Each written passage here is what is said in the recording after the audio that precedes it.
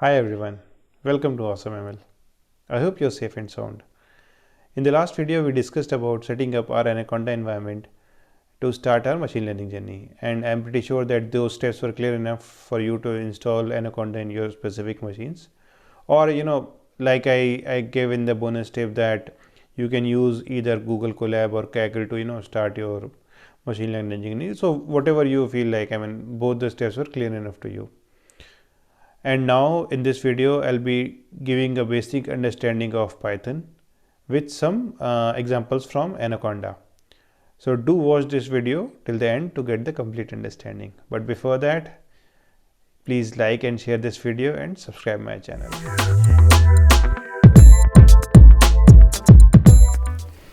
So let's start with introducing Python and going over its basics. So in this session we'll be talking about Python, some more bits about Anaconda, and going through some Python basic operations. So what is Python? So Python is a programming language that was created by Guido von Rossum, and it was released on 20th Feb 1991. Since then it has been used in a wide areas of application. It is very general purpose, highly interpretable, highly interactive, object oriented programming language, which is very popular amongst a lot of the developer community. Many companies are using Python because it's like used across a lot of areas of application. It could be either on web or console or maybe some automation. A lot of things can be done. That's why it is very general purpose language. It's not that we are limited only for maybe some front end applications or anything. We can write front end, middleware, back end, everything. Apart from that, it is very beginner friendly. So that's why we understand at this point of time that it is, if not the one of the most popular languages which everybody wants to go ahead with. So going over why Python is used so much. Python is like I said previously, it is used for a lot of purposes. It is not only for a specific job. So it can be used for developing websites, a lot of different softwares, automation, data analysis, data visualization, and machine learning, which our aim is. And this is the reason why Python is being used at almost all of the tech giants like Google, Amazon, Facebook, Instagram, Dropbox, Uber. And there are certain factors which might be convincing these organizations to kind of go ahead with Python, and crucial factors amongst those would include, according to me, would be like object oriented. Being an object oriented language, Python supports a lot of all the object oriented concepts and classes, encapsulation, all the components which are associated with an object-oriented programming language. Python supports that, which makes it very useful programming language. After that, it is an like free and open source library, which means that it is freely available and anyone can go at it and download it, and that way it is available for public to learn and grow. So apart from that, Python has a very powerful library. By this I mean the set of libraries which have been developed in Python provide a lot of functionality such that we need not to kind of do and every single thing.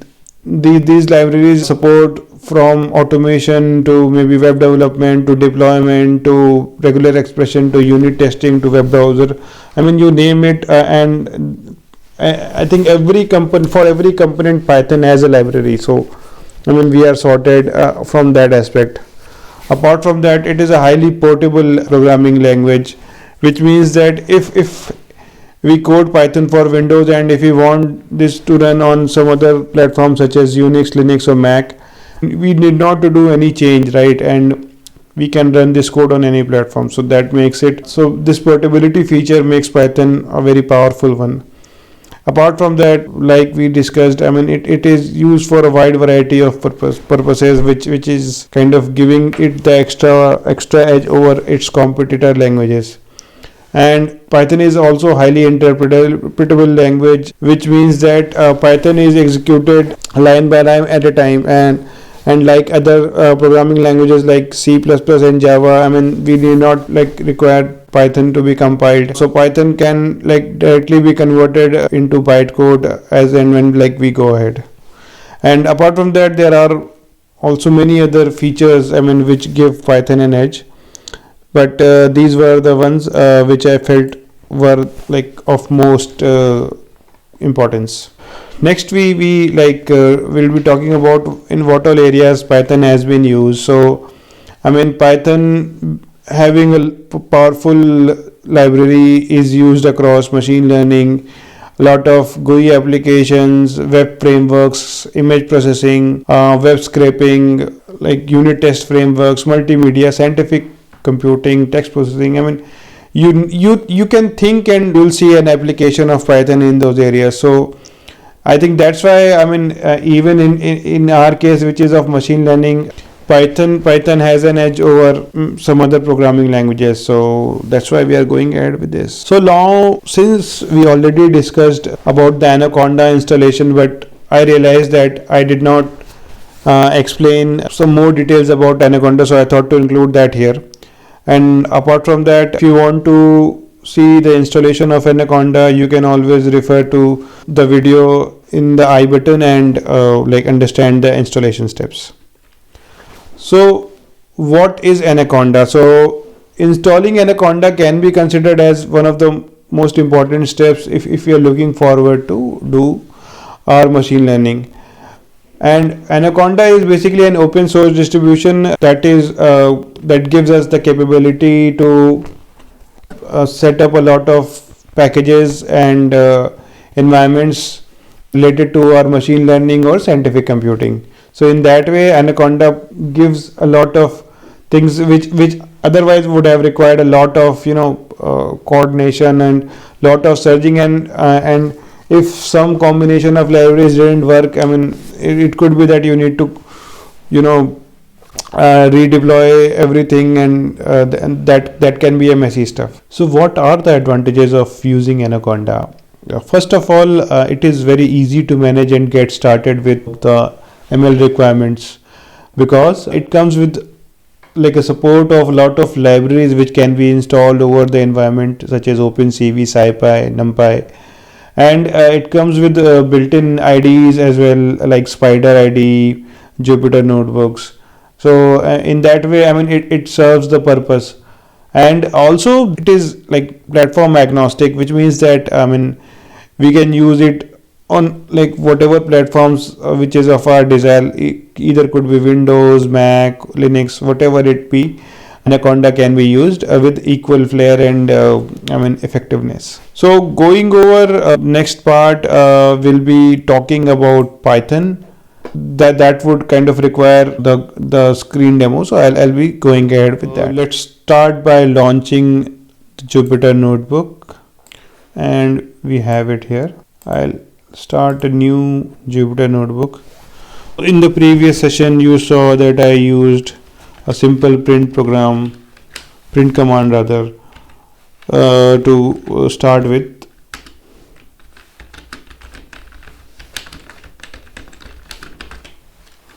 And we can execute it like this. In this session, we'll be going in more details over how other things are implemented if we talk in terms of a Jupyter notebook. But before, I would also like to show that we can launch our Jupyter notebooks from the console as well. So for example, if I choose Anaconda and like launch Anaconda prompt, for me it requires like the administrator privileges to launch it. So if I try to launch, like I'll say okay, like I'll type Jupyter notebook and press an enter, it should launch a new like session of my Jupyter notebook. So in the same way, we can launch Jupyter Lab and Spider as well. So this was just for the demo of if we want to use a Jupyter notebook from command prompt. Okay, so starting, we'll be trying to understand how we can execute. So if I am trying to execute a cell in Python in a Jupyter notebook, we will use hash as hash for the single line comment, and if we can either use shift plus enter, and shift plus enter, what it would do is it would kind of bring focus to the next cell, and if it is the last cell, it will add a new cell. And but for a situation, if I want to just execute this cell, but I want to remain at this cell, I'll be using control plus enter. Okay, so if I do control plus enter, this cell is executed, but my focus is on this specific cell itself. So next, like you understood how we add comments. So if we want to add a single line comment, we can do like this.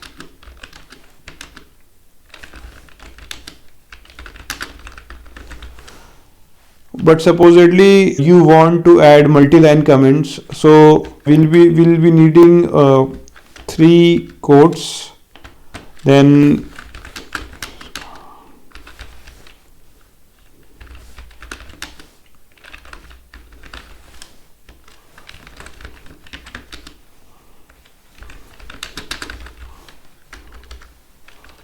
so if we say like this, and then again 3 quotes, so and try to execute it maybe like, so you will see that with the help of 3 single quotes, and starting with 3 single quotes, then kind of adding a multi-line comment, and then ending it with 3 single quotes also, we can kind of it does our job. So this is one way to kind of add multi-line comments. Apart from that, let's see what all are the keywords which are there in Python. So for that, I'll use this help, and if I execute it and write keywords here, so these are the keywords which are being used in Python. So please make a note that whenever we are trying to declare a variable, we should not choose any of the keywords which are mentioned here. And after I have done that, I have kind of realized what all are my keywords, and if we want to come out of it, we'll just write quit, and we are out of it. I hope the concept which I explained about Python were clear enough to you, and also how we execute a cell, how we place comments, and how we can search for specific keywords in Python. Those steps are clear enough to you. I actually recorded a lot more stuff apart from this video, wherein we covered about Python operators and Python data types, but I didn't want to make this video too long, because that way it can be uninteresting for you. So I'll be posting about Python data types in the next video, and after that we'll be following about Python operations. So please stay tuned and watch the next videos, which are going to be coming shortly. But please make sure that you like and share this video and subscribe my channel. Thank you.